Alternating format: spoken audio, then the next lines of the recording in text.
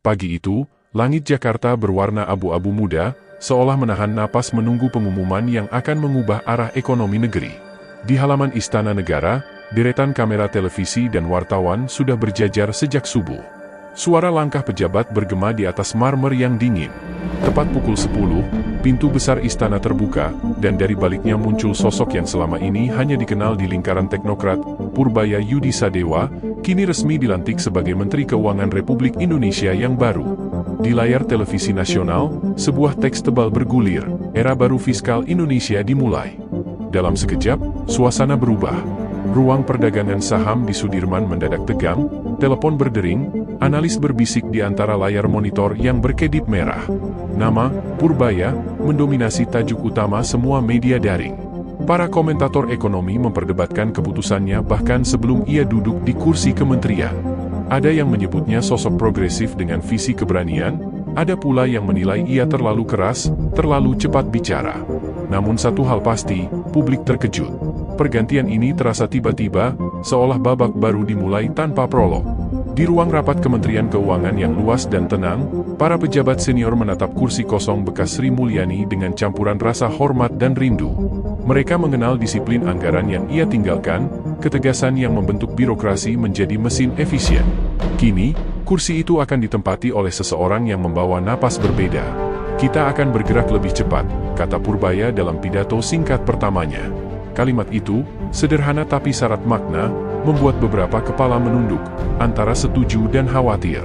Dari kejauhan, Sri Mulyani menyaksikan upacara pelantikan lewat layar kaca di ruang kerjanya yang kini kosong. Senyum tipis muncul di wajahnya, tapi matanya tajam, tahu betul betapa beratnya kursi itu. Ia tidak meninggalkan catatan panjang, hanya satu kalimat di meja kerja, jaga kredibilitas fiskal, karena kepercayaan lebih mahal dari angka. Kalimat itu kemudian dibaca oleh sekretaris barunya, dan seperti mantra, terdengar bergaung di koridor kementerian. Sementara itu, di sebuah kafe kecil di Menteng, dua jurnalis ekonomi tengah menulis naskah siaran mereka. Ini bukan sekadar pergantian menteri, kata salah satunya sambil menatap layar laptop. Ini sinyal perubahan arah politik fiskal. Mereka tahu, setiap kata yang ditulis malam itu bisa memicu pergerakan pasar besok pagi. Dalam dunia ekonomi, opini bisa lebih tajam daripada data. Dalam dunia politik, persepsi bisa lebih menentukan daripada kenyataan. Malamnya, berita utama televisi menayangkan cuplikan pelantikan berulang-ulang, disertai analisis dari para pakar. Narasi dokumenter mulai terbentuk, visual slow motion dari tangan Purbaya yang menandatangani sumpah jabatan, diselingi potongan arsip Sri Mulyani saat mengumumkan APBN terakhirnya. Musik latar lembut namun tegang mengiringi narasi pembuka. Setelah hampir satu dekade stabilitas fiskal, Indonesia kini memasuki babak baru. Apakah ini awal kebangkitan, atau sumber gejolak berikutnya? Keesokan harinya, media sosial menjadi arena debat publik. Ada yang menulis, akhirnya, Menkeu yang berani bicara. Sementara yang lain berkomentar, kita butuh kehati-hatian, bukan heroisme. Dalam sekejap, nama Purbaya menjadi trending topik nomor 1 di Indonesia, melampaui berita hiburan, olahraga, bahkan gosip politik lain. Publik terbelah antara harapan dan kecemasan, seperti menunggu eksperimen besar yang hasilnya belum pasti. Di dalam mobil dinasnya yang melaju menuju gedung Kemenkeu, Purbaya menatap keluar jendela, menyaksikan kota Jakarta berdenyut di bawah sinar matahari siang. Ia tahu, setiap langkah setelah hari ini akan disorot, setiap keputusan akan diuji. Di tangannya kini bukan sekadar dokumen APBN, tetapi arah masa depan bangsa. Dalam keheningan itu, ia tersenyum kecil dan berbisik pelan, mari kita mulai babak baru ini. Kamera dokumenter menutup adegan dengan close-up wajahnya, setengah yakin, setengah waspada, diiringi suara narator, dan disinilah segalanya dimulai. Malam setelah pelantikan itu, gedung Kementerian Keuangan masih terang benderang. Lampu di lantai 15, ruang rapat utama, belum padam. Di balik kaca besar yang memantulkan siluet kota, Purbaya berdiri memandangi Jakarta yang tak pernah tidur. Ia baru saja menandatangani dokumen transisi jabatan, tumpukan kertas berisi laporan keuangan negara, daftar pinjaman luar negeri, hingga proyek-proyek prioritas yang sedang berjalan. Di sudut meja, secarik catatan kecil bertuliskan tangan halus terbaca samar, kredibilitas adalah aset terakhir saat semua angka berubah. Catatan itu peninggalan Sri Mulyani. Ia membacanya beberapa kali, tanpa berkata apapun. Keesokan paginya, Ruang rapat itu penuh oleh wajah-wajah lama. Para direktur jenderal dan staf ahli duduk berderet, sebagian masih membawa catatan kebijakan era sebelumnya. Udara terasa tegang namun sopan, seperti menghadiri reuni yang diwarnai ketidakpastian. Purbaya membuka rapat dengan nada tenang, tapi setiap kalimatnya terdengar menembus dinding protokol. Kita tak bisa menunggu pasar menentukan arah kita, katanya. Kita yang harus menentukan arah pasar. Kalimat itu membuat beberapa pejabat berpandangan cepat, bukan karena tak setuju, tapi karena sadar, arah angin baru mulai berhembus. Dalam gaya dokumenter, kamera menyorot wajah-wajah para pejabat yang menatap lurus, namun ekspresi mereka berbeda-beda. Ada yang bersemangat, ada yang cemas, ada yang hanya diam dan mencatat. Narator suara dalam mulai berbicara dengan nada berat. Birokrasi yang selama ini dibentuk untuk berhati-hati, kini diminta untuk berlari. Latar musik menegangkan, seperti pertanda awal gesekan antara idealisme baru dan struktur lama yang kaku. Di luar gedung, media masih membahas pidato pelantikannya. Para analis ekonomi di televisi memutar ulang potongan kalimatnya yang menyinggung percepatan belanja dan pemulihan ekonomi. Ada yang memuji visi keberaniannya, tapi ada juga yang mengingatkan, jika fiskal terlalu agresif, kita akan membayar mahal lewat inflasi dan defisit. Di layar, grafik naik turun menggambarkan reaksi pasar. Suara narator melanjutkan, setiap kebijakan memiliki harga, dan terkadang, harga itu dibayar oleh generasi berikutnya. Sementara itu, di ruang kerja pribadi yang dulu ditempati Sri Mulyani, sekretaris pribadi tengah menyusun dokumen-dokumen lama. Di antara tumpukan itu, ada laporan reformasi pajak yang belum selesai. Ia berhenti sejenak, menatap foto lama di dinding, Sri Mulyani bersama timnya saat membentuk kebijakan defisit 3%. Sekretaris itu bergumam pelan, "Bu, sepertinya gaya baru ini akan jauh berbeda." Kamera menyorot wajahnya, lalu perlahan berpindah ke pintu yang kini bertuliskan, Menteri Keuangan, Purbaya Y. Sadewa. Di ruang lain, seorang pejabat senior berbisik pada rekannya. "Orang ini bukan hanya ekonom," katanya, "dia politisi yang paham angka." Kalimat itu menandai kekhawatiran halus, bahwa kebijakan fiskal mungkin kini tak lagi murni soal angka, tapi juga strategi politik. Sementara itu, seorang staf muda yang baru diangkat justru berkata penuh semangat, "Akhirnya, kita punya pimpinan yang berani keluar dari zona nyaman." Dua pandangan itu menggambarkan perpecahan halus di dalam kementerian, antara kehati-hatian dan keberanian, antara menjaga warisan dan menciptakan sejarah baru. Sore menjelang malam, Purbaya kembali berdiri di depan jendela, memandangi lalu lintas yang padat di lapangan banteng. Dari luar, gedung Kemenkeu tampak kokoh dan tenang, tapi di dalamnya roda kekuasaan mulai berputar lebih cepat. Ia tahu, setiap reformasi dimulai dari kegelisahan, dan kegelisahan itulah yang kini mengisi ruang-ruang kerjanya. Di layar TV yang menyala di sudut ruangan, seorang jurnalis membacakan headline terbaru, Menkeu baru, arah baru fiskal Indonesia, reformasi atau risiko. Ia hanya tersenyum tipis mendengarnya, lalu berkata lirih, biar waktu yang menjawab. Narator dokumenter menutup adegan dengan visual lambat, lampu-lampu kota menyala satu persatu, seolah menggambarkan mesin negara yang tengah bersiap menyesuaikan diri. Suara narator bergema lembut namun tegas, di balik angka, ada ambisi. Di balik kebijakan, ada keyakinan. Dan di balik setiap perubahan, selalu ada harga yang harus dibayar. Kamera perlahan menyorot gedung Kemenkeu dari udara, tenang, megah, namun menyimpan badai yang belum meledak. Bab ini berakhir dengan satu kalimat yang menggantung di layar, perubahan telah dimulai, tapi belum tentu semua siap menerimanya. Hari ketiga setelah pelantikan, pagi Jakarta diselimuti kabut tipis, namun bukan cuaca yang membuat udara terasa berat, melainkan rumor yang mulai beredar di pasar keuangan. Sebuah pernyataan singkat dari Menteri Keuangan baru, Purbaya Y. Sadewa, disiarkan di salah satu stasiun berita malam sebelumnya, negara ini harus berani menantang cara lama dalam mengelola ekonomi. Kalimat itu, meski hanya satu baris, mengguncang ruang-ruang perdagangan. Begitu bursa dibuka, indeks saham berfluktuasi tajam, rupiah sempat melemah 0,8% sebelum akhirnya stabil di sore hari. Kamera dokumenter menyorot layar-layar monitor yang berkedip merah di ruang dialing bank-bank besar. Suara narator mengiringi, di dunia pasar, kata-kata pejabat bisa lebih tajam dari kebijakan. Di newsroom salah satu televisi nasional, para jurnalis berdebat soal tajuk utama untuk malam itu. Apakah kita tulis, Purbaya guncang pasar, atau pasar menguji menteri baru, tanya seorang produser.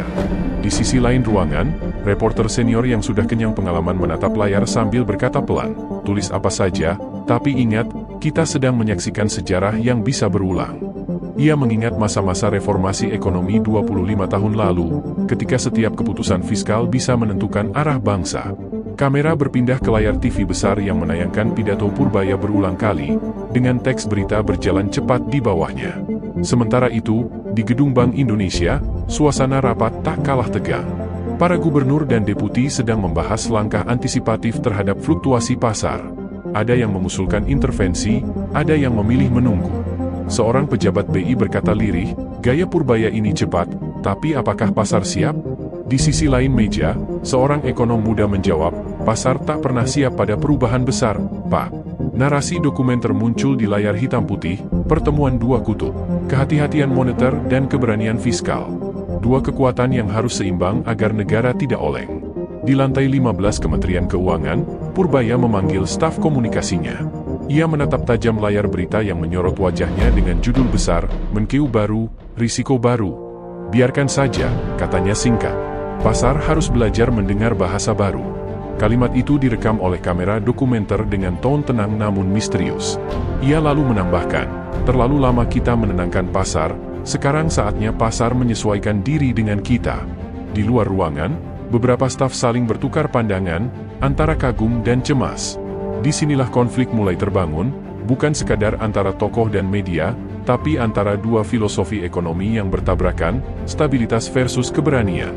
Beberapa ekonom senior yang dulu menjadi rekan Sri Mulyani mulai muncul di talk show, menyuarakan kekhawatiran mereka.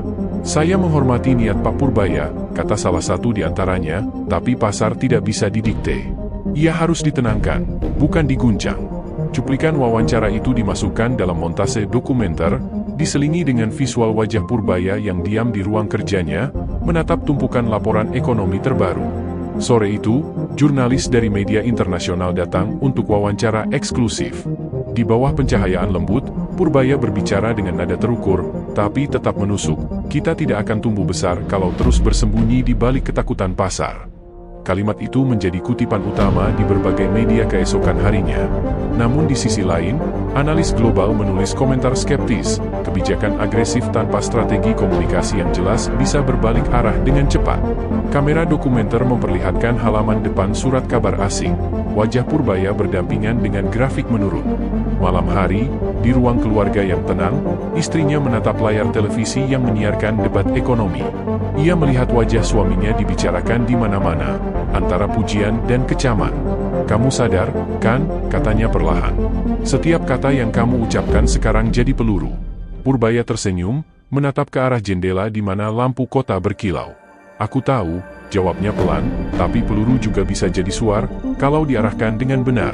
Musik dokumenter perlahan naik, membawa nuansa heroik dan berbahaya di saat yang sama. Narator menutup bab ini dengan suara dalam dan tenang. Dari meja menteri hingga layar pasar, resonansi kebijakan menyebar seperti gelombang yang tak bisa dihentikan. Dalam setiap perubahan besar, selalu ada yang takut kehilangan, dan ada yang berani memulai. Hari ini, ekonomi Indonesia tak hanya bergerak karena angka, tapi karena kata-kata. Kamera menyorot kota Jakarta di malam hari, gemerlap, sibuk, dan tak pernah tidur, sementara satu kalimat muncul di layar. Kata telah diucapkan. Kini pasar menunggu pembuktian. 1 minggu setelah pernyataannya mengguncang pasar, suasana di Istana Negara terasa lebih tegang dari biasanya. Rapat kabinet mendadak digelar. Presiden ingin mendengar langsung rencana konkret dari Menteri Keuangan barunya. Di ruang yang berpendingin sejuk itu, para menteri duduk berderet rapi, wajah mereka serius. Kamera dokumenter menyorot tangan Purbaya yang memegang map hitam berisi proposal kebijakan, program likuiditas nasional, 200 triliun rupiah untuk menggerakkan ekonomi. Di sudut ruangan, sorot mata penasaran tertuju padanya. Narator membuka bab ini dengan kalimat berat. Hari itu, keberanian diuji, bukan dengan pidato, tapi dengan angka. Purbaya berbicara tegas, suaranya tenang namun mengandung tekanan, "Kita tidak bisa hanya menunggu pasar pulih sendiri. Pemerintah harus turun tangan. Dana idle di kas negara harus kita hidupkan." Ia menjelaskan bahwa sebagian besar anggaran pemerintah tertahan di rekening daerah dan lembaga, tidak mengalir ke ekonomi real. "Kalau uang negara diam, maka rakyat ikut diam," katanya. Kamera menyorot wajah presiden yang mendengarkan dengan saksama, lalu berpindah ke Menteri Koordinator Ekonomi yang tampak menulis sesuatu dengan cepat. Dalam narasi dokumenter, suara latar menjelaskan, sebuah ide besar lahir, tapi di ruang kekuasaan, setiap ide besar punya musuhnya sendiri. Beberapa menteri menatap satu sama lain, lalu seorang pejabat senior berkomentar hati-hati, langkah ini sangat berani, tapi apa tidak terlalu berisiko? Bagaimana pengawasan? Bagaimana inflasinya nanti? Purbaya menatap langsung ke arahnya. Risiko terbesar adalah tidak berbuat apa-apa, jawabnya singkat. Suasana ruangan hening sesaat. Kamera menangkap ketegangan itu dalam slow motion, suara napas, detak jam, dan cahaya lampu yang terasa semakin panas. Dalam setiap rapat kabinet, kata narator, ada saat ketika perdebatan berhenti, dan keputusan mulai terbentuk. Beberapa hari kemudian, bocoran rencana kebijakan itu muncul di media. Judulnya mencolok, Menkeu siapkan suntikan 200 triliun rupiah ke perbankan. Berita itu langsung menyalakan perdebatan publik. Di talk show malam, para ekonom, politisi, dan analis saling bersilang pendapat. Ada yang menyebutnya langkah cerdas yang akan menyalakan kembali pertumbuhan, tapi ada juga yang menudingnya sebagai bom waktu fiskal.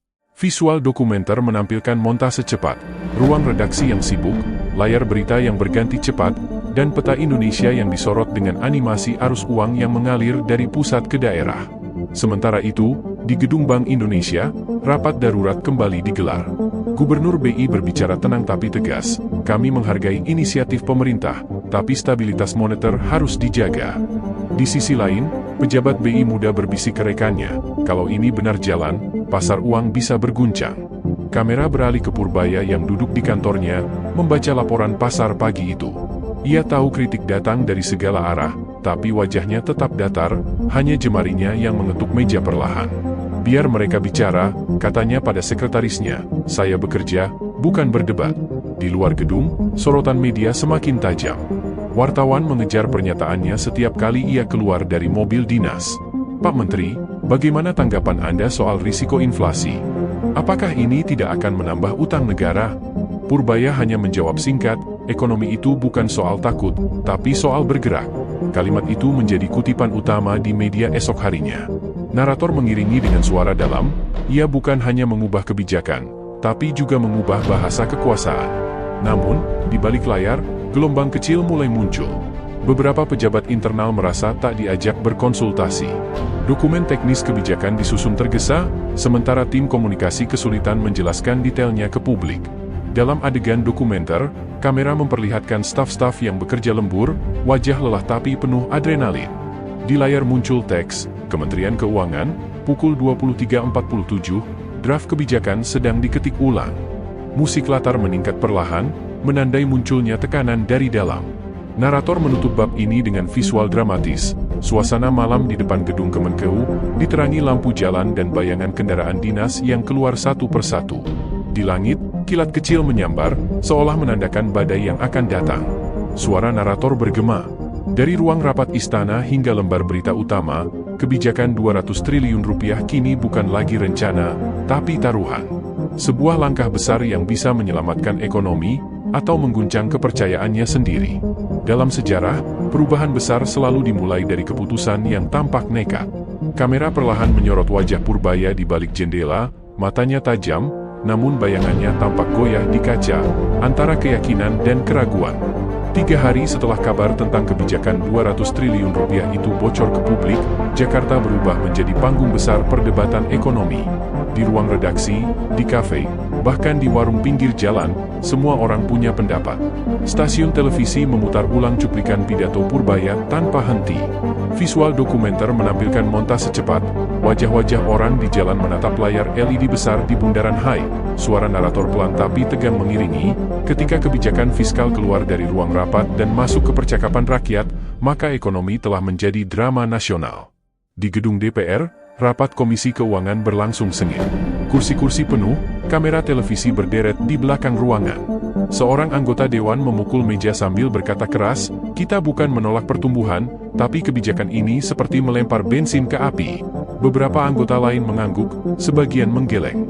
Purbaya duduk di kursi tengah, wajahnya tenang, hanya sesekali menatap catatan di depannya. Ia menjawab tanpa meninggikan suara, api memang berbahaya, tapi tanpa api kita takkan pernah menyalakan mesin ekonomi. Kamera dokumenter memperlambat momen itu, memperlihatkan tatapan tegasnya, lalu menyorot reaksi ruangan yang hening seketika. Di luar gedung parlemen, media menunggu. Mikrofon dan kamera diarahkan ke setiap pintu keluar. Begitu Purbaya melangkah keluar, blitz kamera menyala. "Pak Menteri, apa benar ini kebijakan panik? Apakah Presiden sudah menyetujui?" Ia berhenti sejenak, menatap wartawan, lalu berkata pelan, "Ini bukan kepanikan. Ini keberanian." Kalimat itu menjadi headline di seluruh media malam itu. Narator menyambung dengan nada dokumenter khas, setiap zaman melahirkan satu kalimat yang membelah opini. Hari itu, keberanian jadi kata paling mahal di negeri yang terbiasa berhitung. Sementara itu, di ruang kerja Sri Mulyani yang kini sudah kosong, beberapa staf senior lama berkumpul diam-diam. Mereka membahas kemungkinan dampak dari kebijakan baru itu. "Dia cepat sekali mengambil langkah," ujar salah satu direktur lama, "tapi kita dulu butuh waktu berbulan-bulan untuk hitung risikonya." Yang lain menimpali, "Mungkin dia tak mau terikat prosedur, dia ingin hasil." Kamera dokumenter menyorot wajah-wajah yang diterangi cahaya lampu redup, ekspresi mereka campuran antara kagum dan was-was. Di antara mereka yang meninggalkan warisan kehati-hatian, muncul generasi baru yang memilih keberanian, ujar narator. Hari berikutnya, grafik ekonomi nasional mulai menunjukkan perubahan. Beberapa bank besar mengonfirmasi adanya peningkatan aktivitas pinjaman korporasi. Pasar saham sedikit pulih, tapi di sisi lain harga bahan pokok mulai merangkak naik. Di layar dokumenter, grafik naik turun muncul dengan efek suara pelan seperti detak jantung. Seorang ekonom diwawancarai, dampak kebijakan ini seperti memukul gong, keras, mengejutkan, tapi belum tentu selaras. Visual berpindah ke jalanan pasar tradisional, pedagang menimbang cabai sambil berkata, harga naik lagi, tapi katanya ekonomi membaik. Malam itu, di ruang kerja Purbaya, suasananya sepi. Hanya ada suara jam dinding dan lembar laporan yang dibolak-balik. Sekretarisnya masuk pelan membawa secangkir kopi. Semua orang menunggu hasilnya, "Pak," katanya lirih. Purbaya tidak menoleh. "Hasil butuh waktu," jawabnya singkat. Kamera menyorot wajahnya dari belakang, bayangan tubuhnya jatuh panjang ke dinding, simbol beban tanggung jawab yang mulai terasa berat. Musik dokumenter masuk perlahan, nada rendah yang menggambarkan ketegangan antara keyakinan dan tekanan. Sementara itu, di luar gedung, sejumlah demonstran mulai berdiri di depan pagar Kementerian Keuangan. Mereka membawa spanduk bertuliskan, "Jangan jadikan ekonomi sebagai eksperimen." Beberapa di antara mereka mahasiswa ekonomi, sebagian aktivis lama yang dulu mendukung reformasi fiskal. Polisi menjaga jarak. Kamera dokumenter memperlihatkan dari atas, pemandangan gedung megah dikepung oleh massa kecil tapi keras. Narator berkata lirih, di setiap perubahan besar, ada yang berharap, ada yang takut. Namun keduanya sama-sama menatap ke arah yang sama, ke pintu kekuasaan. Bab ini ditutup dengan adegan malam yang tenang di layar televisi nasional, cuplikan rapat DPR, suara debat publik, dan wajah Purbaya yang ditampilkan dalam cahaya lampu studio. Suara narator menutup dengan kalimat puitis tapi dingin. Ekonomi bukan sekadar angka, tapi pertarungan ide dan keberanian. Dan ketika keberanian melangkah lebih cepat dari kehati-hatian, dunia hanya bisa menunggu, apakah langkah itu menuju kemajuan, atau jurang berikutnya. Layar perlahan gelap. Musik berhenti. Di pojok kanan bawah, teks muncul perlahan, bab berikutnya, jerat dan sorotan. Judul di layar gelap muncul perlahan, bab 4, jerat dan sorotan. Musik latar mulai dengan nada biola rendah, membangun ketegangan yang tak terlihat namun terasa. Kamera bergerak pelan menyorot wajah Purbaya di tengah sorotan lampu studio saat wawancara eksklusif. "Saya tahu risikonya besar," katanya datar, "tapi lebih berbahaya lagi kalau kita takut mencoba." Kata-kata itu diulang beberapa kali dalam tayangan berita malam itu, menjadi mantra baru di tengah gempuran kritik. Narator membuka bab ini dengan nada berat. Ketika seorang menteri melangkah terlalu jauh ke depan, kadang bayangan pengkhianatan justru datang dari belakang. Beberapa minggu setelah kebijakan diluncurkan, efek domino mulai terasa. Dana likuiditas yang dialirkan ke bank-bank besar mulai bergerak cepat, tapi tak semua sampai ke sektor real. Di lapangan, banyak perusahaan kecil yang masih menunggu aliran dana itu, sementara laporan internal Kemenkeu mulai mencatat kejanggalan, penyaluran dana yang tidak sesuai prosedur. Dalam visual dokumenter, file-file rahasia ditampilkan di layar komputer, angka-angka berjalan cepat di monitor, diselingi wajah tegang staf muda yang berkata pelan, "Ada yang janggal di data ini."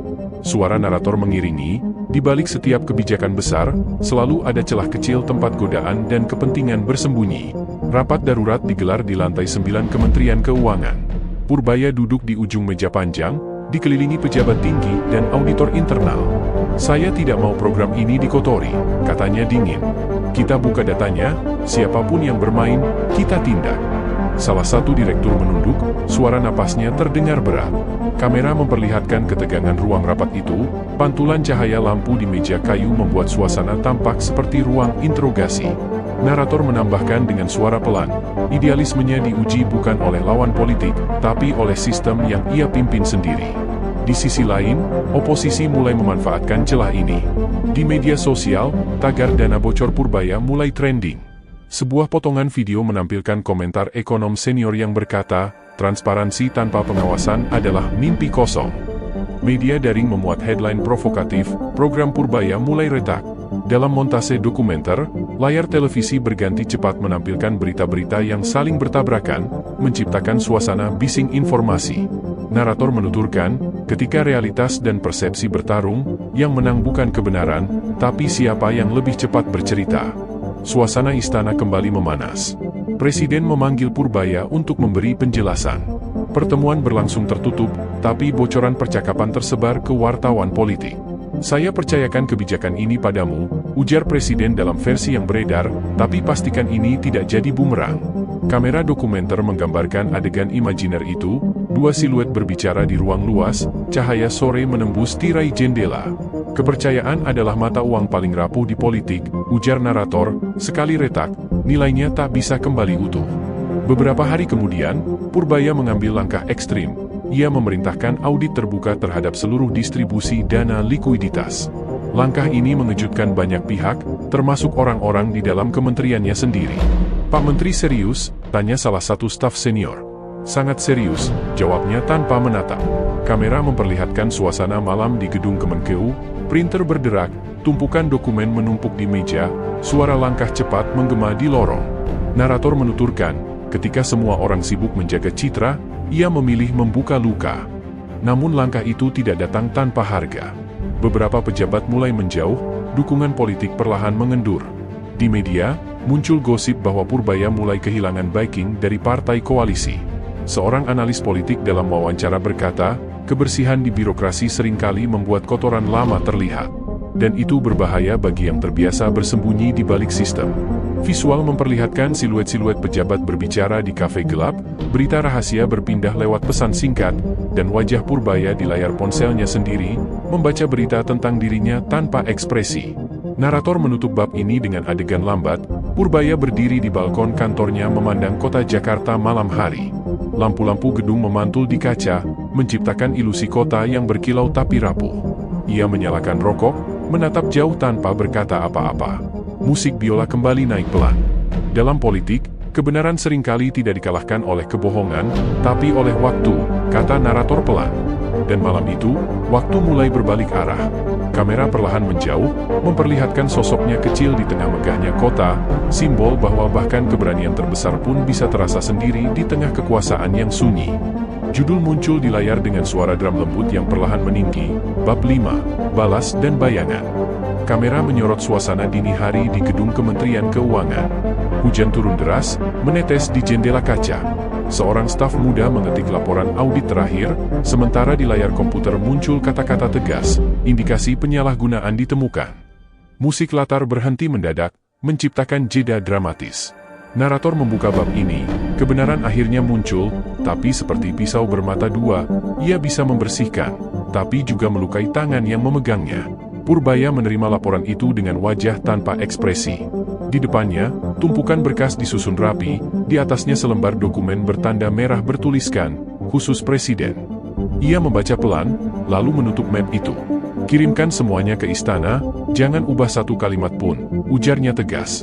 Kamera mendekat pada wajahnya yang tenang tapi tegang, mata yang tidak lagi sekadar melihat angka, melainkan beban moral. Narator berkata pelan, ketika data berubah menjadi kebenaran, kekuasaan mulai merasa tidak nyaman. Tak butuh waktu lama, laporan itu bocor ke publik.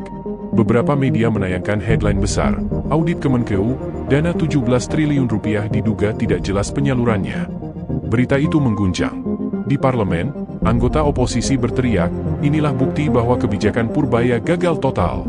Di media sosial, tagar baru menggantikan yang lama, audit kacau, menteri berisiko, dana tak jelas. Visual dokumenter memperlihatkan wajah-wajah komentator politik di layar, bicara cepat, tumpang tindih, seolah semua berlomba menafsirkan realitas yang belum sempat dijelaskan. Kebenaran yang bocor, ujar narator, selalu terdengar lebih keras daripada kebenaran yang disampaikan dengan izin. Di tengah badai itu, Presiden belum bersuara. Namun dari istana, muncul sinyal-sinyal halus bahwa jarak mulai terbentuk. Purbaya tidak lagi dipanggil dalam rapat terbatas. Ia hanya menerima laporan hasil rapat dari ajudan Presiden, tanpa komentar atau catatan.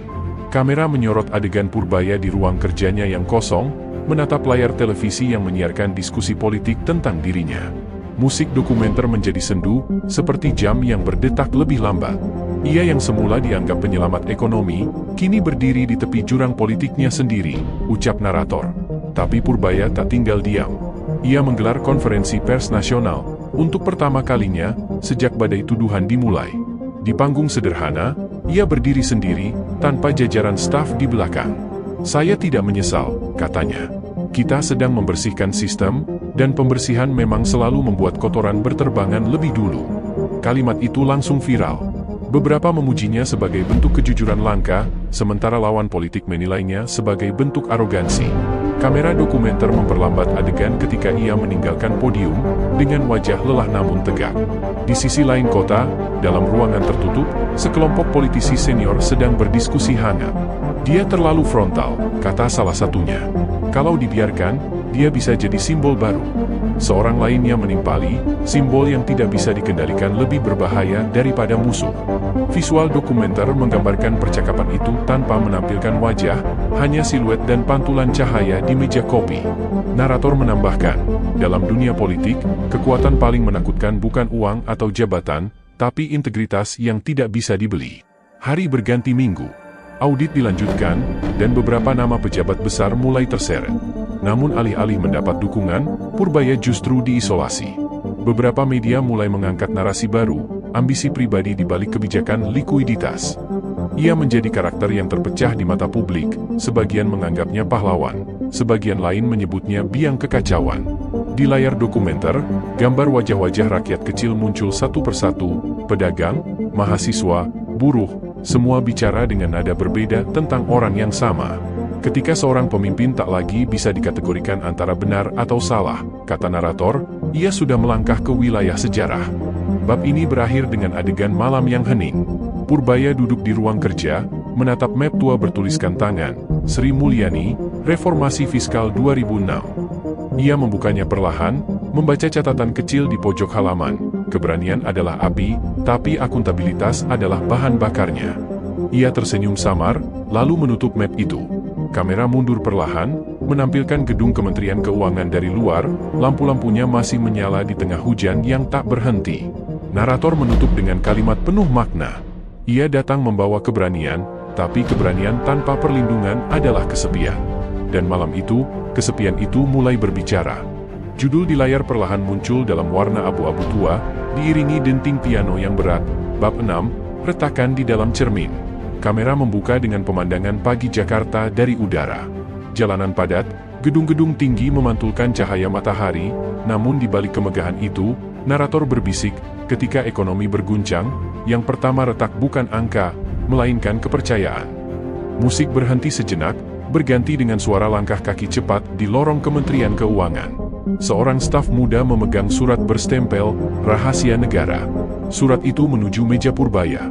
Isi surat itu mengejutkan, Presiden membentuk Tim Evaluasi Fiskal Nasional, dipimpin oleh salah satu mantan menteri senior yang dulu dikenal dekat dengan Sri Mulyani. Secara halus, artinya jelas, Purbaya kini diawasi. Ia membaca pelan, tanpa ekspresi, hanya menatap keluar jendela. Mereka ingin menilai saya, tapi mereka tidak tahu apa yang saya nilai dari mereka, gumamnya lirih. Kamera memperlihatkan wajahnya dari samping, sebagian tertutup cahaya, sebagian gelap, simbol dari posisi politiknya yang kini terbelah antara kepercayaan dan kecurigaan. Narator menambahkan, di dunia kekuasaan, kadang sinar justru datang untuk mengintai, bukan menerangi. Hari-hari berikutnya menjadi medan sunyi bagi Purbaya. Di rapat kabinet, pandangan yang dulu hangat kini berubah menjadi dingin dan berhitung. Ia berbicara hanya jika diminta, dan ketika bicara, beberapa kolega justru sibuk mencatat, bukan isi pikirannya, tapi kesalahannya. Kamera dokumenter menangkap momen itu dalam close-up lambat, pena yang menulis cepat di buku catatan, jari yang mengetuk meja, dan tatapan hampa dari seseorang yang pernah menjadi sekutu. Setiap idealis akan sampai pada titik ini, ujar narator, saat ia menyadari bahwa yang melawannya bukan kebodohan, tapi kepentingan. Di luar gedung, berita mulai berubah arah. Media yang dulu menyerangnya kini mulai mempertanyakan kenapa Purbaya dipinggirkan begitu cepat. Beberapa jurnalis investigatif menemukan fakta bahwa sebagian proyek likuiditas ternyata menyentuh jaringan lama para pejabat era sebelumnya, orang-orang yang tak ingin sistem lama terganggu. Tayangan dokumenter menampilkan wawancara eksklusif dengan mantan staf Kemenkeu, dia terlalu bersih untuk bertahan lama. Dan itu masalah di sistem ini. Narator menegaskan, terkadang, kebersihan justru terlihat seperti ancaman di ruangan yang penuh debu. Sementara itu, di ruang kerja kecilnya yang kini lebih sunyi, Purbaya mulai menulis sendiri laporan alternatif, versi kebenaran dari kebijakan yang ia buat. Ia menulis dengan tangan, bukan komputer. Kalau sistem bisa disabotase, tulisan ini tidak, katanya pada sekretarisnya. Kamera memperlihatkan tumpukan kertas tulisan tangan, penuh coretan dan garis-garis merah. Musik lembut mengiringi, seperti ritme napas panjang seorang tokoh yang tahu badai masih jauh dari reda. Ia tidak lagi melawan kebijakan, ujar narator, tapi melawan sejarah yang sedang berusaha menyingkirkannya. Di parlemen, isu interpelasi mulai mencuat. Beberapa fraksi mulai mendorong penyelidikan resmi atas kegagalan kebijakan 200 triliun rupiah. Sidang pleno digelar dengan sorotan kamera nasional. Para politisi berdebat keras, tapi yang menarik perhatian adalah kursi kosong di barisan depan, kursi Purbaya. Ia menolak hadir. Saya tidak akan menjelaskan kebenaran kepada mereka yang menolak mendengarkan, katanya lewat pernyataan singkat. Narator melanjutkan dengan nada dingin, ketidakhadiran kadang lebih berbicara daripada 1000 pembelaan. Namun publik tidak diam. Gelombang dukungan mulai muncul di luar istana. Para mahasiswa ekonomi, dosen, dan masyarakat sipil menggelar diskusi bertajuk Reformasi Fiskal Jilid 2. Mereka menilai Purbaya membawa semangat baru, keberanian tanpa basa-basi. Di layar dokumenter, visual menunjukkan spanduk bertuliskan, berani bersih, meski sendiri. Musik meningkat, menciptakan kontras antara dunia luar yang mulai bangkit dan dunia dalam kekuasaan yang semakin menutup diri. Kisah Purbaya, kata narator, mulai berubah dari berita menjadi gerakan. Bab ini berakhir dengan adegan malam yang sunyi. Purbaya berjalan sendirian di koridor panjang menuju ruangannya. Di tangannya, ia membawa map bertuliskan, Reformasi Fiskal, Draft 2. Lampu-lampu kantor padam satu persatu, menyisakan cahaya lembut di mejanya. Ia duduk, menatap layar komputer yang menampilkan kata pertama dari laporan barunya, kejujuran bukan strategi, tapi fondasi. Narator menutup dengan suara rendah tapi mantap. Ia tahu badai berikutnya belum datang, tapi kali ini ia siap. Sebab di balik setiap retakan di cermin, ada wajah yang tak bisa lagi berbohong pada dirinya sendiri. Judul muncul di layar dengan latar musik orkestra yang pelan dan penuh tensi, Bab 7, Api dalam Kabut. Kamera membuka dengan pemandangan langit Jakarta yang kelabu, kabut polusi menutupi gedung-gedung tinggi. Di layar muncul teks, 3 bulan setelah pembentukan Tim Evaluasi Fiskal Nasional. Suara narator masuk dengan nada berat dan reflektif. Di negeri yang tengah menimbang antara pertumbuhan dan kepercayaan, seorang menteri kini hidup di antara dua dunia, satu di atas kertas kebijakan, satu lagi di bawah bayang-bayang kekuasaan. Rapat tertutup kembali digelar di istana. Tim evaluasi fiskal mempresentasikan hasil awalnya di hadapan Presiden. Laporan itu dingin dan formal, kebijakan likuiditas menunjukkan dampak jangka pendek, namun risiko jangka panjang tidak terkendali. Beberapa anggota tim menyindir tanpa menyebut nama, tapi arah kritiknya jelas, Purbaya. Kamera menyorot wajah-wajah pejabat yang berusaha tampak netral, namun senyumnya menyimpan intrik. Dalam visual dokumenter, dokumen tebal berpindah tangan, lalu ditutup perlahan di hadapan kamera. Narator menyampaikan, dalam ruang kekuasaan, keadilan seringkali tidak diukur dengan kebenaran, tapi dengan keseimbangan kepentingan. Di Kementerian Keuangan, suasana berbeda. Meski tekanan politik meningkat, angka-angka ekonomi justru mulai membaik. Inflasi terkendali, pertumbuhan mulai naik. Beberapa media internasional mulai menulis artikel berjudul, Indonesia's Bold Fiscal Move Shows Promise. Namun di dalam negeri, suara skeptis belum hilang. Kamera menampilkan perbandingan dua layar berita, satu dari luar negeri yang memuji, satu dari dalam negeri yang masih menuduh. Narator mengiringi dengan nada getir, kebenaran diukur bukan dari hasil, tapi dari siapa yang menceritakannya. Suatu malam, Purbaya menerima undangan pribadi dari salah satu tokoh senior ekonomi, seseorang yang dulu menjadi penasihat Sri Mulyani. Pertemuan dilakukan di sebuah rumah tua di Menteng, jauh dari kamera. Dalam percakapan itu, tokoh tersebut berkata perlahan, "Kamu terlalu cepat melangkah, Pur. Sistem tidak berubah dengan gebrakan, tapi dengan kesabaran." Purbaya menjawab datar, kesabaran seringkali jadi alasan untuk tidak berubah. Kamera memperlihatkan dua generasi reformis yang berdiri di dua sisi waktu, idealisme yang sama, tapi dengan cara berbeda.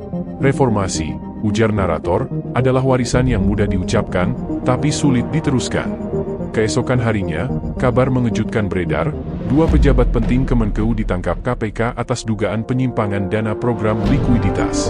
Berita itu meledak di publik. Ironisnya, justru karena audit terbuka yang diperintahkan Purbaya sendiri. Namun media menggiring opini, kebijakan yang membuka lubang korupsi. Kamera dokumenter memperlihatkan wajah-wajah tegang di ruang redaksi, headline berita yang saling tumpang tindih, dan Purbaya yang diam di ruangannya, menatap layar televisi tanpa kata. Kebenaran, kata narator, kadang justru menjerat orang yang berusaha menegakkannya. Di tengah tekanan itu, rumor reshuffle kabinet mulai berhembus. Nama Purbaya disebut sebagai salah satu yang akan diganti. Para analis politik berspekulasi, Presiden ingin menenangkan pasar, bukan mengguncangnya lagi. Kamera memperlihatkan suasana istana dari kejauhan, cahaya lampu yang menyala di malam hari, bayangan orang yang keluar masuk rapat. Di sisi lain, Purbaya tetap bekerja seperti biasa, menandatangani dokumen, memimpin rapat, seolah tak terjadi apa-apa. Narator menuturkan, dalam badai, terkadang ketenangan bukan tanda ketakutan, tapi bentuk terakhir dari perlawanan. Sebuah adegan dokumenter menampilkan wawancara dengan salah satu staf mudanya, dia tahu posisinya terancam. Tapi setiap pagi dia tetap datang paling awal, duduk di meja yang sama, pakai jas yang sama, dan berkata, "Kita lanjutkan pekerjaan ini." Kamera menyorot meja kerja sederhana dengan setumpuk kertas bertanda tangan Purbaya. Musik latar berubah menjadi lembut namun penuh emosi, menggambarkan sosok yang terus berjalan di tengah hujan batu. Bagi sebagian orang, jabatan adalah tujuan, kata narator, tapi bagi sebagian kecil lainnya, jabatan hanyalah alat untuk membuktikan bahwa sistem masih bisa diperbaiki. Bab ini ditutup dengan adegan yang sunyi, Purbaya duduk sendirian di ruang rapat besar yang kosong, lampu sudah padam, hanya cahaya kota dari luar jendela yang menerangi wajahnya. Ia membuka laptop dan menulis kalimat pendek di dokumen barunya, "Jika saya harus pergi, biarlah kebijakan ini tetap hidup." Kamera mendekat perlahan, menyorot layar yang menampilkan kata-kata itu. Suara narator menutup bab ini dengan nada tajam dan penuh makna. Di saat politik menimbang siapa yang harus disingkirkan, sejarah menulis siapa yang bertahan. Dan di antara kabut kekuasaan itu, api kecil keberanian masih belum padam. Judul bab berikutnya muncul perlahan di layar hitam, diiringi denting lembut piano dan gema langkah kaki. Bab 8, Hari Pengumuman. Kamera menyorot suasana pagi di Istana Negara, wartawan sudah berbaris sejak subuh, mikrofon dan kamera diarahkan ke pintu utama. Di layar muncul teks, Jakarta, pukul 8.46, Kabinet diumumkan ulang. Suara narator masuk dengan nada tenang namun syarat ketegangan. Dalam setiap pergantian kekuasaan, ada dua jenis nama yang disebut, mereka yang dipuji, dan mereka yang dikorbankan. Satu persatu nama dibacakan oleh juru bicara presiden. Musik latar dibuat lambat, membangun suspensi. Saat sampai di nama Menteri Keuangan, wartawan menahan napas. Posisi Menteri Keuangan akan diisi oleh Dr. Rini Paramita. Ruangan serentak riuh. Kamera memperlihatkan ekspresi para jurnalis yang saling berbisik cepat, beberapa mengetik headline di laptop, Purbaya resmi digantikan. Narator berbicara dengan suara berat, sebuah babak resmi berakhir, tapi kisahnya baru dimulai. Purbaya tidak hadir di istana. Ia menonton dari layar televisi kecil di ruang kerjanya. Hanya ada dua orang staf muda di ruangan itu, menunduk dalam diam. Setelah pengumuman selesai, Purbaya berdiri, mematikan layar, lalu berkata pelan, "Kerja kita selesai di sini. Tapi nilai kita belum." Kamera mengikuti langkahnya meninggalkan ruangan, menyorot jas hitamnya yang tergantung di kursi, simbol bahwa jabatan telah ditinggalkan, namun keyakinan tetap menggantung di udara. Narator menambahkan, kekuasaan pergi dalam upacara, tapi integritas pergi dalam kesunyian. Sementara itu, di luar gedung, wartawan mengejar reaksi politik. Seorang analis di televisi berkata, Purbaya adalah contoh klasik, orang idealis yang kalah oleh politik realitas. Tapi di media sosial, nada berbeda muncul. Tagar terima kasih Purbaya menjadi tren nasional. Warga menulis pesan sederhana, dia tidak sempurna, tapi dia berani. Visual dokumenter menampilkan montase, foto-foto masa kerjanya, pidato-pidatonya, hingga rekaman lama saat ia berkata, ekonomi bukan hanya angka, tapi keberanian melawan rasa takut. Musik mengalun lembut, mengubah suasana dari duka menjadi penghormatan. Beberapa hari kemudian, Purbaya muncul untuk terakhir kalinya di depan publik, bukan dalam konferensi pers, tapi dalam kuliah umum di Universitas Indonesia. Ia berbicara tanpa teks, suaranya dalam dan jujur. Jabatan itu fana, tapi tanggung jawab terhadap bangsa tidak berhenti di meja kerja. Jangan takut membuat keputusan hanya karena takut kehilangan posisi. Takutlah kalau kita berhenti percaya bahwa negara ini bisa berubah. Tepuk tangan panjang bergema. Kamera memperlihatkan wajah-wajah mahasiswa muda yang terinspirasi, dan narator menimpali, dalam dunia yang sibuk mencari aman, satu suara keberanian bisa jadi pengingat bahwa kekuasaan bukan akhir, tapi ujian. Di balik layar, reaksi dari kalangan politik beragam. Ada yang menganggapnya mencari simpati, ada yang menyebutnya berpotensi menjadi oposisi intelektual. Namun di kalangan rakyat, citranya mulai berubah menjadi simbol moral. Sebuah majalah ekonomi memuat tajuk utama, Purbaya, dari Menteri ke Moral Kompas. Kamera memperlihatkan tumpukan majalah di kios-kios, lalu berpindah ke pasar, di mana seorang pedagang berkata sederhana, setidaknya ada pejabat yang ngomongnya sama kayak hatinya. Narator menambahkan, terkadang, reputasi lahir bukan saat berkuasa, tapi setelah kehilangan kekuasaan. Malam hari, di rumahnya yang sederhana di bilangan Pasar Minggu, Purbaya duduk di teras, memandangi hujan yang turun perlahan. Di meja kecilnya, ada secangkir kopi dan sebuah buku catatan terbuka. Di halaman pertama tertulis, ekonomi yang berpihak, catatan setelah jabatan. Ia mulai menulis kalimat pertama, kekuasaan mengajarkan saya banyak hal, tapi kehilangan kekuasaan mengajarkan saya yang terpenting, keberanian tidak membutuhkan jabatan. Kamera bergerak menjauh, memperlihatkan rumahnya yang redup di tengah hujan. Narator menutup bab ini dengan suara yang tenang namun menggugah. Ia datang sebagai teknokrat, pergi sebagai simbol. Dalam sejarah bangsa, mungkin namanya tak selalu ditulis di buku pelajaran, tapi kisahnya akan hidup di ruang percakapan, di setiap generasi yang masih berani bermimpi tentang pemerintahan yang bersih. Sebab kadang, kehilangan jabatan bukanlah akhir, melainkan bentuk tertinggi dari kemenangan. Layar perlahan gelap, hanya menyisakan tulisan kecil di bawah, Bab 9, Bayang yang tumbuh dari nama. Judul bab perlahan muncul di layar dengan latar hitam dan suara denting lonceng malam, Bab 9, Bayang yang tumbuh dari nama. Kamera membuka dengan pemandangan gedung-gedung pemerintahan di Jakarta, ditemani narasi lembut namun penuh tensi. Dalam dunia politik, nama yang telah pergi tidak selalu benar-benar hilang. Kadang, justru bayang-bayangnya tumbuh menjadi legenda, atau ancaman. Visual bergeser ke potongan berita di layar televisi, mantan Menteri Keuangan Purbaya dijadwalkan menjadi pembicara di Forum Ekonomi Rakyat. Suara narator melanjutkan, 3 bulan setelah kepergiannya dari kabinet, Purbaya bukan lagi pejabat, tapi pengaruhnya terus bergema di ruang-ruang publik. Forum itu digelar di Bandung, dihadiri oleh ekonom muda, akademisi, hingga mahasiswa. Kamera memperlihatkan suasana yang hidup, tepuk tangan, kamera ponsel mengarah ke panggung, dan spanduk bertuliskan, ekonomi untuk semua, bukan untuk segelintir. Purbaya tampil dengan pakaian sederhana, tanpa jas, hanya kemeja putih. Ia bicara dengan nada tenang tapi tajam. Masalah negeri ini bukan pada kurangnya uang, tapi pada keberanian untuk menggunakannya dengan benar. Kalau kebijakan hanya melindungi yang kuat, kita sedang membangun jurang, bukan jembatan. Sorak-sorai menggema. Narator menimpali. Dalam setiap kalimatnya, tersirat perlawanan, bukan pada individu, tapi pada sistem yang pernah menekannya. Namun di balik tepuk tangan itu, kamera berpindah ke ruang rapat tertutup di Jakarta. Beberapa pejabat baru membahas dampak dari pengaruh Purbaya. Salah satunya berkata dengan nada khawatir, kalau dia terus bicara seperti itu, bisa membentuk opini yang sulit dikendalikan. Seorang lainnya menimpali, dia mungkin tidak punya jabatan, tapi dia punya suara, dan suara itu kini lebih keras dari kebijakan manapun. Narator masuk. Dalam politik, kadang kekuatan paling besar bukan pada mereka yang berkuasa, tapi pada mereka yang sudah tidak terikat pada kekuasaan. Sementara itu, media internasional kembali meliput. Artikel dari The Economist menulis, Purbaya's departure strengthens his voice, Indonesia's new moral economist. Visual memperlihatkan layar-layar berita asing, kutipan artikel, hingga komentar analis luar negeri. Di sisi lain, televisi nasional justru menayangkan segmen yang mempertanyakan motifnya, apakah Purbaya sedang membangun panggung politik.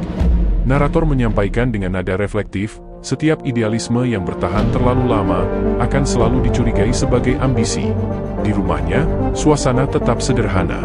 Purbaya mulai menulis buku tentang pengalamannya di pemerintahan, berjudul Ekonomi Nurani. Kamera memperlihatkan ia mengetik sendirian di ruang kerja kecil, diselingi sorotan ke potret keluarga di meja, wajah tenang, tapi matanya menyimpan letih. Ia berhenti sejenak, menatap jendela yang diterpa cahaya senja, lalu bergumam pelan. Kalau suara ini berhenti, siapa yang akan bicara? Narator menjawab dengan lirih, pertanyaan yang lahir dari keheningan kadang lebih berbahaya dari 1000 orasi. Beberapa bulan kemudian, gelombang baru muncul di publik, gerakan mahasiswa menamai diskusi ekonomi bulanan mereka, Forum Purbaya. Kamera memperlihatkan aula kampus yang penuh sesak, mahasiswa berdiri dengan semangat, membahas kebijakan fiskal, keadilan sosial, dan transparansi. Narator melanjutkan, sebuah ide, ketika sudah keluar dari tangan pemiliknya, tidak bisa lagi dikontrol. Ia menjadi milik orang banyak, milik masa depan. Namun di layar terakhir, muncul potongan berita terbaru, isu pencalonan Purbaya dalam pemilu 2029 mulai bergulir. Kamera memperlihatkan wajahnya saat membaca berita itu di tablet, tenang, tapi ada senyum kecil di sudut bibirnya. Ia menutup layar, lalu berkata singkat, saya tidak berencana menjadi politisi. Tapi kalau ide saya jadi gerakan, biarkan rakyat yang memutuskannya. Narator menutup bab dengan kalimat yang dalam dan menggantung. Bayang-bayang itu kini bukan lagi sekadar kenangan. Ia telah tumbuh menjadi arah, dan arah itulah yang mulai ditakuti oleh mereka yang masih duduk di singgasana. Layar menggelap, meninggalkan satu kalimat putih di tengah layar. Bab 10, gelombang yang tak bisa dihentikan. Judul perlahan muncul di layar dengan musik orkestra yang semakin besar dan berdebar, Bab 10, gelombang yang tak bisa dihentikan. Kamera menyorot jalan-jalan utama di Jakarta, Surabaya, dan Bandung. Spanduk bertuliskan, Gerakan Ekonomi Nurani, berkibar di tangan mahasiswa, aktivis, dan masyarakat sipil. Narator membuka dengan nada tegas dan tenang. Sebuah ide yang lahir dari ruang sunyi kini berubah menjadi gerakan. Tidak lagi milik satu orang, tapi milik sebuah generasi yang menolak diam. Visual berlanjut, lautan manusia berjalan damai di tengah kota, orasi bergema, dan wajah-wajah muda yang menatap masa depan dengan keberanian baru. Kamera kemudian berpindah ke ruang redaksi salah satu media besar nasional. Seorang editor senior berbicara pada timnya, kita tidak bisa abaikan ini. Gerakan ini bukan sekadar sosial, ini politis. Di layar komputer, muncul grafik pencarian daring, Purbaya, melonjak tajam. Di sisi lain, akun-akun media sosial membanjiri tagar Ekonomi Nurani dengan jutaan unggahan. Narator berkata lirih namun menohok. Ketika rakyat mulai berbicara dengan satu bahasa, penguasa mulai kehilangan kamus. Di tengah gelombang besar itu, Purbaya tetap menjaga jarak. Ia menolak semua wawancara, menolak undangan politik, dan hanya mengeluarkan satu pernyataan tertulis. Saya bukan pemimpin gerakan ini. Saya hanya menyalakan lilin, mereka yang membawa cahaya adalah kalian semua. Kamera memperlihatkan surat itu dibacakan oleh para relawan di kampus dan pasar. Narator melanjutkan, dalam sejarah bangsa, ada tokoh yang membangun kekuasaan dari podium. Tapi ada juga yang membangun kekuatan dari ketulusan. Namun ketenangan itu tidak berlangsung lama. Pemerintah mulai merasa resah. Di ruang rapat kementerian, pejabat tinggi memperingatkan presiden, gerakan ini bisa berubah menjadi oposisi ideologis. Seorang menteri baru berkomentar, Purbaya mungkin diam, tapi diamnya membuat orang lain berbicara. Kamera memperlihatkan suasana rapat yang tegang, Dokumen bertumpuk, dan wajah-wajah yang menyembunyikan kecemasan. Narator berkata dengan suara berat, ketika kekuasaan mulai takut pada suara moral, berarti kekuasaan itu mulai retak dari dalam. Sebuah malam, di acara diskusi publik televisi nasional, topik utamanya adalah satu pertanyaan, apakah Purbaya akan kembali ke panggung politik? Analis saling berdebat, sebagian bilang dia sedang membangun basis, sebagian lain bilang dia hanya simbol. Namun tayangan itu disela oleh breaking news, ribuan orang berkumpul di depan Monas, menyalakan lilin sambil menyanyikan lagu nasional. Kamera dokumenter memperlihatkan dari udara, cahaya lilin membentuk satu kata besar di tengah lapangan, harapan. Narator dengan nada haru menuturkan, kadang, politik tidak lagi tentang partai atau kursi, tapi tentang mengingat bahwa harapan masih ada. Sementara itu, di rumahnya, Purbaya menonton berita itu dalam diam. Ia tampak terharu, tapi juga cemas. Di sampingnya, ada buku yang hampir selesai ia tulis. Ia berbisik perlahan, kalau suara ini terlalu besar, apakah aku masih sanggup menanggungnya? Kamera menyorot wajahnya yang mulai menua, dengan sorot mata yang tenang tapi penuh tanggung jawab. Narator menimpali. Bagi sebagian orang, sejarah adalah kehormatan. Bagi yang lain, sejarah adalah beban. Beberapa hari kemudian, surat undangan dari Komisi Pemilihan Umum tiba di rumahnya, undangan resmi untuk menghadiri Forum Nasional Calon Pemimpin Independen. Ia menatap surat itu lama, tidak langsung membuka. Musik latar berubah menjadi lembut, menggambarkan dilema batin yang dalam. Akhirnya, ia berkata singkat, kalau rakyat sudah bicara, siapa saya untuk menolak mendengar? Narator berbicara pelan tapi menggugah. Sebuah ide yang jujur, jika terus dijaga, bisa menjadi kekuatan politik tanpa niat, dan itulah yang paling ditakuti oleh penguasa.